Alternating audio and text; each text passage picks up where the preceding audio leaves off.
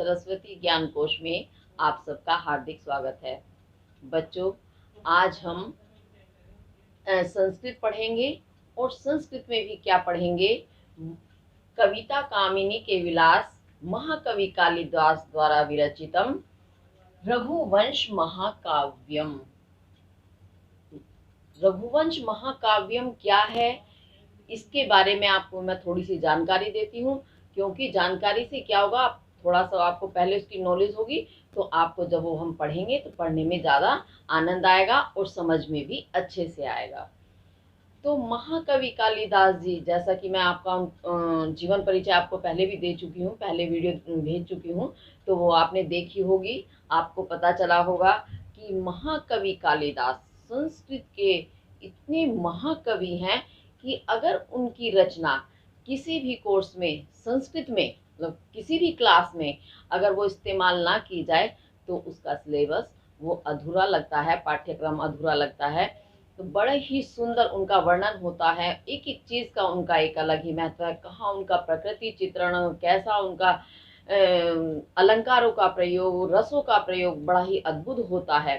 तो उन्हीं का ये लिखा हुआ जो है महाकाव्य रघुवंश महाकाव्यम जो है, ये रघु राजा थे, उनके वंश के 29 राजाओं का वर्णन इस महाकाव्य में किया गया है।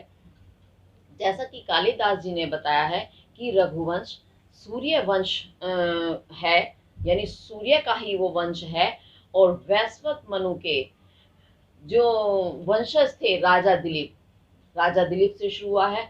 तो राजा दिलीप से उनका वर्णन आरंभ उन्होंने किया है, और उसके बाद उन्होंने जो उनके श्रेष्ठ राजा लोग थे, 29 राजाओं का उनका वर्णन किया, जिसमें कि आप रामचंद्र जी के बारे में भी पढ़ चुके हैं। तो राजा दिलीप जो थे, ये राजा दिलीप के बारे में बाद में बात करेंगे, पहले हम जान लेते हैं और रघुवंश महाकाव्य के बारे में। रघुवंश महाकाव्य 19 सर्गों में लिखा गया है। सर्ग मीन्स भाग, 19 भाग में 19 खंडों में लिखा गया है, जिन्हें सर्ग भी बोलते हैं। तो 19 सर्गों में है, और आपके कोर्स में दूसरा सर्ग लगा हुआ है, और दूसरा सर्ग भी पूरा नहीं है, उसमें से कुछ श्लोक हैं, 40 श्लोक जो आपके कोर्स में लगे हुए हैं। तो उसमें सबसे पहले हम देखते हैं, पहला जो सर्ग है वो मंगलाचरण से जिससे शुरू होता है, बड़ा ही सुंदर, बड़ा ही प्रसिद्ध मंगलाचरण है। उस मंगलाचरण के बारे में मैं पहले बता दूं, क्योंकि हमारे जो भारतीय संस्कृति का साहित्य है उसमें यही परंपरा रही है कि हम जो भी कार्य आरंभ करते हैं तो उस कार्य को आरंभ करने से पहले हम ईश्वर का ध्यान करते हैं, अपने आराध्य देव की उपासना करते हैं। क्योंकि हमें उस कार्य को पूर्ण करने में सफलता प्राप्त हो। तो इसी कारण हर साहित्य में जब भी आप पढ़ते हैं, आपने देखा होगा कि शुरू में ईश वंदना प्रार्थना के नाम से कोई भी ईश्वर की प्रार्थना होती है। तो ऐसे ही महाकवि कालिदास जी ने भी रघुवंश को आरंभ करने से पहले मंगलाचरण लिखा, और बड़ा ही सुंदर प्रसिद्ध मंगलाचरण है। मैं एक बार उसको आपको बताना चाहती हूँ, लिख करके दिखाती हूँ।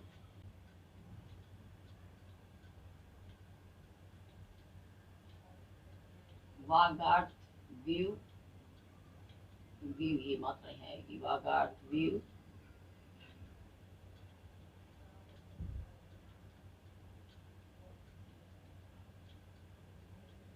संप्रक्तौ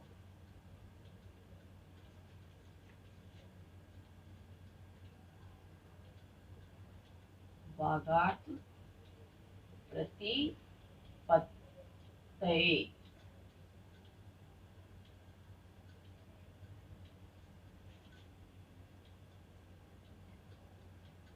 जगतः पितरौ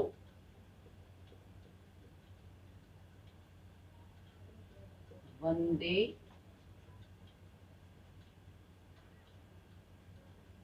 पार्वती परमेश्वरौ।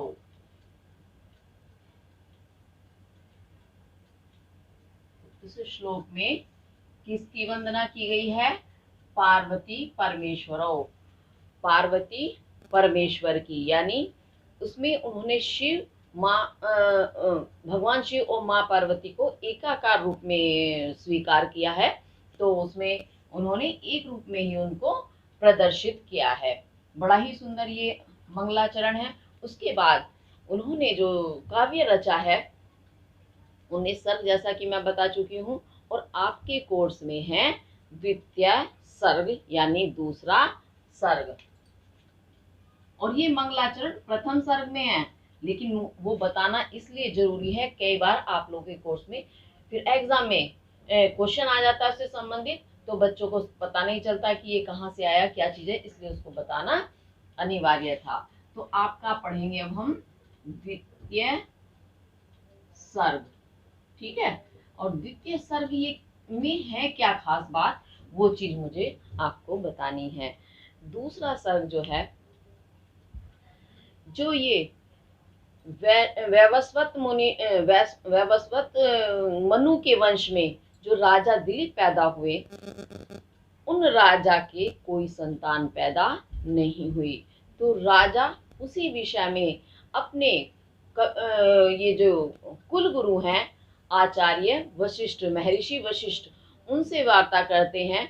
तो महर्षि वशिष्ठ जो है उन्हें उनके आश्रम में एक नंदिनी नाम की गाय है जो कामधेनु की पुत्री है, तो उसकी सेवा करने के लिए कहते हैं कि तुम नंदिनी की सेवा करो और जिससे तुम्हारी वंश परंपरा आगे बढ़े, क्योंकि वो प्रसन्न होकर तुम्हें आशीर्वाद देगी तो वंश आपका बढ़ेगा।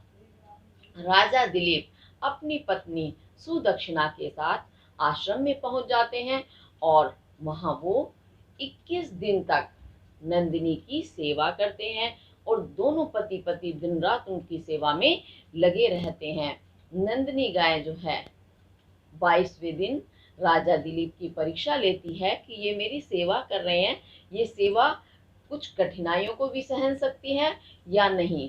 तो यही परीक्षा लेने के लिए वो जंगल में राजा की परीक्षा लेती है और परीक्षा में राजा दिलीप उत्तीर्ण हो जाते हैं, पास हो जाते हैं और नंदिनी उनसे प्रसन्न हो जाती है। नंदिनी के प्रसन्न होने पर वो उन्हें आशीर्वाद देती हैं, जिससे कि राजा दिलीप के रघु नाम के पुत्र उत्पन्न होते हैं। तो ये आपके कोर्स में है, मैंने शॉर्ट में कहानी सुनाई, लेकिन जब इसे हम श्लोक में पढ़ेंगे तो बड़ा ही आनंद आएगा। बहुत ही सुंदर सुंदर दृश्य हैं उसके, बहुत ही सुंदर वर्णन किया गया है, उसके साथ प्रकृति का भी वर्णन बड़ा अद्भुत है। तो आप उसको आनंद लेकर के पढ़ेंगे, इसीलिए मैंने आपको थोड़ा सा उसका बता दिया है कहानी, क्योंकि कहानी को थोड़ा सा सुन के फिर पढ़ने में भी इंटरेस्ट आता है। तो इसी वजह से मैंने आपको ये स्टोरी सुनाई। इसको आप ध्यान से समझ के फिर आगे करेंगे और ये चीज आपको बताई। अच्छा, एक चीज और बताऊं, वैसे तो आप कालिदास जी का जीवन परिचय पढ़ चुके हैं, उनके बारे में सारी मेन बातें हमें पता चल गई, लेकिन कालिदास जी जो हैं हर अपने जो काव्य सौंदर्य के तत्व हैं उनका प्रयोग करने में बड़े ही माहिर थे, अद्भुत प्रयोग करते थे, लेकिन उपमा के लिए वो विशेष रूप से जाने जाते थे। जितने भी समीक्षक हैं, जब उपमा का वर्णन आता है या उपमा की बात आती है तो एक ही बात वो कहते हैं, उपमा कालिदासस्य है, यानी कालिदास जैसी उपमा कोई नहीं कर सकता। और उन्होंने अभिज्ञान शाकुंतलम में तो बिल्कुल उपमा की झड़ी ही लगा दी है, वो भी आप पढ़ चुके हैं, मैंने आपको उसके बारे में भी बताया था, आप पिछली वीडियो में देखें। और कालिदास जी का जीवन परिचय जरूर देखेंगे, क्योंकि उससे संबंधित क्वेश्चन आंसर आपके आते हैं। और उसके साथ कालिदास जी को उपमा एक और दी गई थी, दीपशिखा कालिदास। तो वो क्यों दी गई, कैसे दी गई, वो भी रघुवंश महाकाव्य में इंदुमती का स्वयंवर होता है। तो उस समय उन्होंने जो स्वयंवर में इंदुमती का वर्णन किया, जिस कारण उन्हें दीपशिखा कालिदास की उपाधि मिली, वो श्लोक एक बार मैं आपको सुनाना चाहती हूँ। श्लोक है, संचारिणी दीप शिखेव रात्रौ यम यम व्यतीताय पतिंवरा सा नरेंद्र मार्गाटिव विवर्ण भावम सासा भूपालहा। ये श्लोक है जिसके कारण कालिदास जी को दीपशिखा कालिदास की उपाधि मिली थी, क्योंकि ये एक अद्भुत ही बड़ी ही सुंदर उपमा है जिस कारण वो इतनी प्रसिद्ध हुई। तो इसी के साथ जो मेन चीज़ें थी वो हमने डिस्कस कर लिया, बात कर लिया उनके बारे में, मैंने आपको बता दिया है। अब अगली वीडियो में मैं आपको रघुवंश के श्लोक पढ़ाऊंगी, श्लोक लेकर के आऊंगी। इसी के साथ धन्यवाद।